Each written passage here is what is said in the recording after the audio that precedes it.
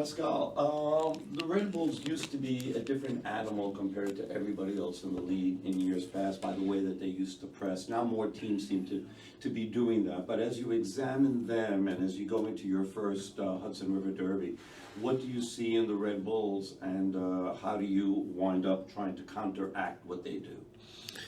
Well, I still see the similarities that you described just now. I think that's part of their DNA as well as a Red Bull concern, because you see it with all the Red Bull teams that they have this approach.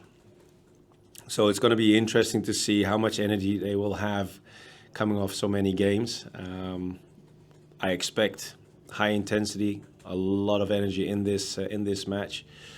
On the other hand, it's going to be interesting also to see how we will evolve our possessional play coming back from the Wednesday game and the Cincinnati game, where you see that we are able to control the ball better at times, getting more bodies forward and create some serious good attacking play as well. So that will be the challenge for us going into this game for Red Bull.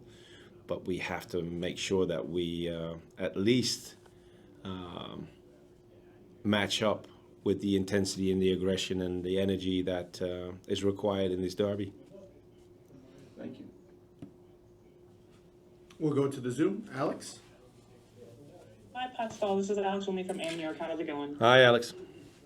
Derbies can be defining moments in a season. How are you approaching this opportunity to make a statement and build momentum, especially after a few disappointing results? Thanks. Well, for us, it's not about creating momentum. For us, it's about winning the next game. We have had a couple of games that were below our standards. If you look Cincinnati and the two games after that in Pittsburgh and at home against Montreal were below our standards. Wednesday, however, was a better match from our point of view. We didn't get the goal, we didn't get the win, unfortunately, but the way we played is something that I was very, very pleased with. So for us, that is a starting point going into this game, but not necessarily creating a momentum because it's against Red Bull. Scott? Hey, Coach, how are you? Scott Church from Stringpunk Soccer. Hi, Scott. You just touched a little bit on this, the momentum from Wednesday, a little bit, still a draw. Mm-hmm. But what is being done right now from an offensive standpoint to get back on the scoreboard there? Because right now it's been a little bit of a concern. Thanks. No, for me, it's no concern, Scott. As I tried to explain just now, also coming back from the game on Wednesday, if you see the opportunities that we've created on Wednesday, it's about creating those opportunities, and the only thing that's lacking is making sure that you finish them off. That is something that we're working on since day one. But the main thing is to create these opportunities, be on time, be in the spots where you need to be. So that gives us a lot of confidence going into the next games. And we get another opportunity now with the game against Red Bull to do it better than we did on Wednesday, and that is getting ourselves on the scoreboard. Anthony? Hey, Coach. Anthony Merced with AGM Sports FC. This is a highly emotional fixture, Red Bull and NYCFC. Have you had a chance to talk with your team about their experiences last year, having the highs of sweeping both games in the regular season, and then, of course, the playoff game? Have you had a chance to talk to them and help kind of just download for yourself just how emotional and how important this fixture is? Emotions are always there in each and every game. A derby always brings something extra with it. We're fully aware of that. Of course, going into this game, conversations have been about past games. But we try to focus on the present. And we came back from a game on Wednesday. Our thoughts, once that game was finished, went straight to Red Bull. And now we have our plan ready to try and beat Red Bull in this next game. But thinking back and bringing back memories from games played in the past always helps because, like you described, emotions are there, and we have to learn from those moments also to be better prepared going into the next game. Michael Lander? Pascal, it's Mike Lander from Blue City Radio. Thanks for the time. Hi, Michael. And if I can ask two, first quickly, if you could just give us a fitness update, and then secondly, you touched on it a little bit when you answered Scott's question, but I'm just curious, how you handle a result like Wednesday where the team created a lot of chances but didn't score the goal. Are you pleased with the chances and you know the goals are going to come, or is that something different?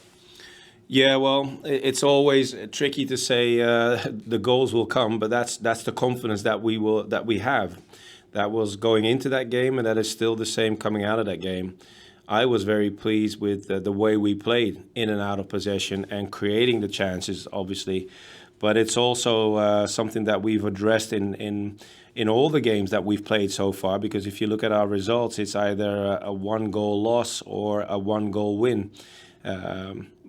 And that's been the case throughout this campaign in the MLS so far. And we're working really hard in order to avoid that and play more matches that we have the comfort of leading 2, maybe 3 goals. And that was certainly possible looking back at Wednesday. But keeping the confidence that we can maintain that high standard of level of play, that is the main concern. And regarding your question for the guys who are available and unavailable, Malachi is still not available. Kevin O'Toole is not available. And unfortunately, Keaton Parks is not available for this match. Chris? Hey, Coach, Chris Campbell from the outfield. You didn't score a goal the other night, but the chances were there that just weren't finished. And so far this season, Alonso Martinez has been the main engine scoring all the goals. Mm-hmm. What progression have you seen from those other attackers other than Alonso in the last several games?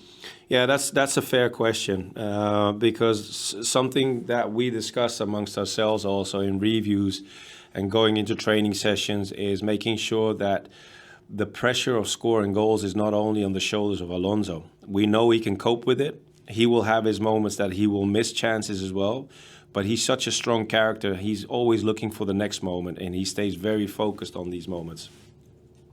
The other attackers, guys like Hannes or Agu or Juli, are working really, really hard in order to improve their qualities in scoring goals and preparing goals. If I'm not mistaken, Hannes has scored a few goals. Juli is on 2 goals and 2 assists. Regarding the attacking play that we stand for, they should have scored a few more. On the other hand, if you look at the game from Wednesday and you see how many opportunities were created by Julian Fernandez, that gives me the confidence that he's heading in the right direction, and it will be only a matter of time when he converts those moments into assists and scoring his own goals. But that is a topic within our group. Another thing I would like to mention is the importance of the set pieces. If you look at the game from Wednesday, this game where you don't have the goal from open play, it's also very important that we keep focusing on our attacking outcome for set pieces, because we've been very, very close in this game on Wednesday, but still not close enough in order to score that goal.